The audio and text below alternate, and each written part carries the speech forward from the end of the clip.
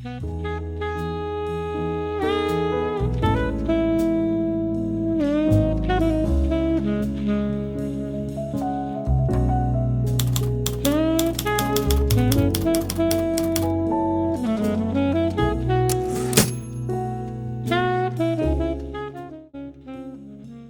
when I was a kid, I was diagnosed with the autism spectrum disorder very early on in my life. And my mom decided that I wasn't emotionally ready to go to preschool yet. So she had me wait and develop socially for a year. And then I've always been one step ahead of everybody else in my class ever since.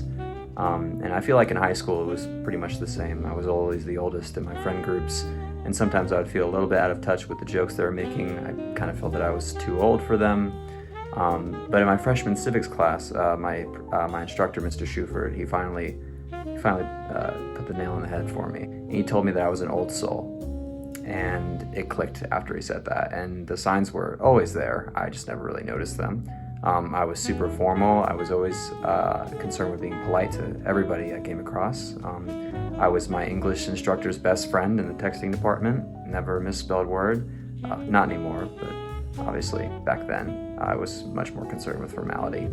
But I feel like having this social maturity is definitely a gift, as I can always be aware of my surroundings, and I feel like what that comes with that is a sense of humility, and that I very rarely celebrate my achievements and accomplishments.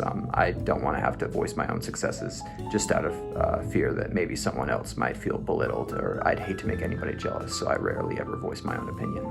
But I feel in an RA position, maturity is one of the most important aspects.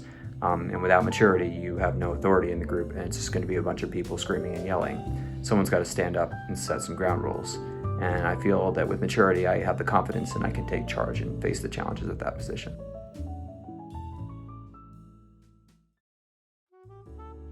So I was never one to turn in work without that little special monicum of effort, and still that continues today.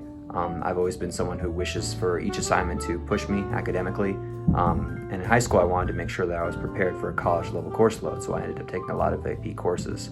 In addition to that, I was also in the IB program at my school, which was a 2-year intensive that covered a range of topics, including the class Theory of Knowledge, which we learned about the ways of knowing, and that was very interesting at the time. And I feel like through these opportunities, I prepared myself for a college course load, and it's so far it's definitely shown in my grades. And after some basic research, it's very clear that the RA position is not a cakewalk. You're personally responsible for up to 60 students, and you have to be ready for that.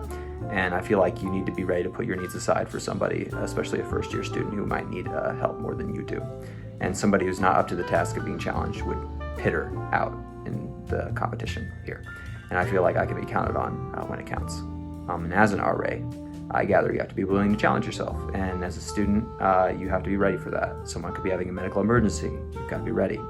You could have a student come to you and tell them, they could be telling you about their mental health problems. You have to be ready. And you need to be willing to accept that challenge of being there for the student.